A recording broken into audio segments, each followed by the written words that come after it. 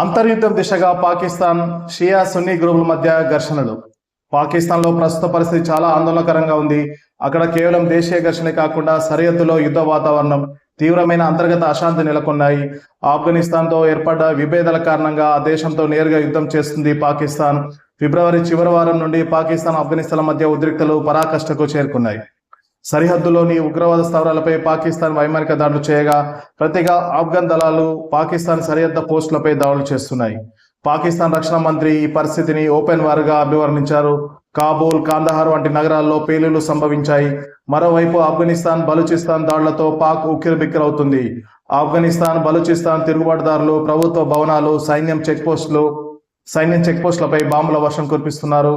మరోవైపు దేశంలో షియా గ్రూప్, సున్నీ గ్రూపుల మధ్య గొడవలు మొదలయ్యాయి. ఇరాన్ సుప్రీం నేత ఖమేనీ మృతిపై షియా గ్రూప్ పెద్ద ఎత్తున నిరసనలు తెలియజేస్తుంది. అయితే దాన్ని వ్యతిరేకిస్తున్న సున్నీ వర్గం షియా గ్రూపులపై దాడులకు పాల్పడుతుంది.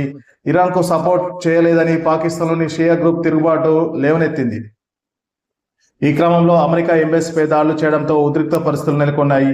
ప్రతిగా పోలీసులు జరిపిన కాల్పుల్లో 22 మంది మృతి చెందగా 50 మందికి పైగా గాయపడ్డారు.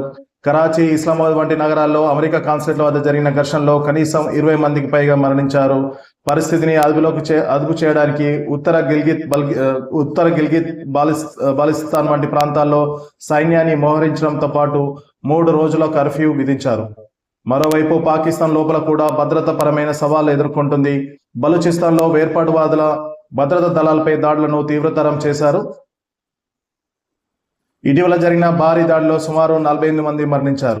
ఖైబర్ పఖ్తూన్ ప్రాంతంలో తెహ్రాకే తాలిబాన్, పాకిస్తాన్ ఉగ్రవాదులు తమ కార్యకలాపాలను తీవ్రతరం చేశారు. దీనివల్ల వేలాది మంది ప్రజలు ఇళ్లను వదిలి సురక్షిత ప్రాంతాలకు తరలిపోతున్నారు. అలాగే పాకిస్తాన్ మాజీ ప్రధాని ఇమ్రాన్ ఖాన్ అరెస్టు తర్వాత మొదలైన రాజకీయ అనిశ్చితి ఇంకా కొనసాగుతూనే ఉంది. అటు ఆర్థికంగా పాకిస్తాన్ భారీ ద్రవ్యోల్బణం, అప్పుల ఊబిలో ఉంది.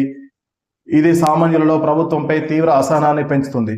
పాకిస్తాన్ ప్రస్తుతం ఒకవైపు సరిహద్దు యుద్ధం, మరోవైపు అంతర్గత తీవ్రవాదం, మరోవైపు తీవ్రమైన ప్రజా నిరసనలతో అంతర్యుద్ధం వైపు అడుగులు వేస్తుంది. పాకిస్తాన్లోని అతిపెద్ద రాష్ట్రమైన బలూచిస్తాన్లో పరిస్థితి అత్యంత ఉద్రిక్తంగా ఉంది. బలూచిస్తాన్ లిబరేషన్ ఆర్మీ వంటి గ్రూపులు తమ స్వయం ప్రతిపత్తి కోసం సైన్యంపై దాడులు తీవ్రతరం చేశాయి. ముఖ్యంగా చైనా, పాకిస్తాన్ ఎకనామిక్ కారిడార్ ప్రాజెక్టును వారు లక్ష్యంగా చేసుకుంటున్నారు. స్థానిక బలూచ్ యువతను సైన్యం అక్రమంగా నిర్బంధిస్తుందని ఆరోపిస్తూ మహిళలు, పిల్లలు పెద్ద ఎత్తున లాంగ్ మార్చ్లు నిర్వహిస్తున్నారు. దీనివల్ల సామాన్య ప్రజలలో పాక్ ప్రభుత్వంపై తీవ్ర వ్యతిరేకత పెరిగింది. పాకిస్తాన్కు గుండెకాయ వంటి పంజాబ్ ప్రాంతం ప్రస్తుతం రాజకీయ యుద్ధ భూమిగా మారింది. మాజీ ప్రధాని ఇమ్రాన్ ఖాన్ మద్దతుదారులు, ప్రస్తుత ప్రభుత్వం, సైన్యం మధ్య ఘర్షణలు ఇక్కడ ఎక్కువగా ఉన్నాయి. ఎన్నికల్లో అక్రమాలు జరిగాయని నిరసనలు వెలువెత్తుతున్నాయి. గతంలో ఎన్నడూ లేనంతగా ప్రజలు సైనిక స్థావరాలపై దాడులు చేయడంతో పంజాబ్లో సైన్యంపై ఉన్న గౌరవాన్ని తగ్గించిందని విశ్లేషకులు చెబుతున్నారు. ఇప్పటికే పాకిస్తాన్ ఆర్థిక వ్యవస్థ ప్రస్తుతం వెంటిలేటర్పై ఉంది. నిత్యావసర వస్తువుల ధరలు సామాన్యుడికి అందనంత ఎత్తుకు చేరుకున్నాయి. ధరలు 30-40% పెరగడం వల్ల ప్రజలు వీధుల్లోకి వస్తున్నారు. IMF నుండి పొందే బెయిల్అవుట్ ప్యాకేజ్ కోసం ప్రభుత్వ పన్నులు భారీగా పెంచింది. ఇది మధ్యతరగతి ప్రజల నడ్డి విరుస్తుంది. విదేశీ మారక ద్రవ్య నిల్వలు అట్టడుగు చేరడంతో దిగుమతులు నిలిచిపోయాయి. దీనివల్ల అనేక పరిశ్రమలు మూతపడ్డాయి. పాకిస్తానీ రూపాయి విలువ డాలర్తో పోలిస్తే కనిష్ట స్థాయికి పడిపోయింది. భారీ విద్యుత్ బిల్లుల వల్ల ప్రజలు నిరసనలు తెలుపుతున్నారు.